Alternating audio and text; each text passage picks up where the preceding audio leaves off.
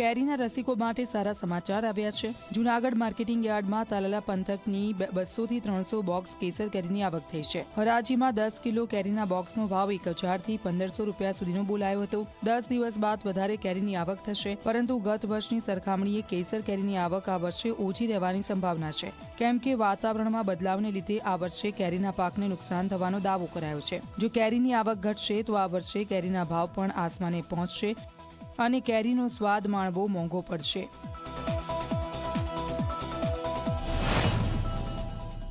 છેલ્લા 8-10 દિવસથી જૂનાગઢ માર્કેટિંગ યાર્ડની અંદર કેસર કેરીની આવક 200-300 બોક્સની છે અને ભાવ અત્યાર સુધી સારા હતા, પણ આજે 1000 રૂપિયાથી 1500 રૂપિયા સુધીનો બોક્સ વેચાયેલ છે।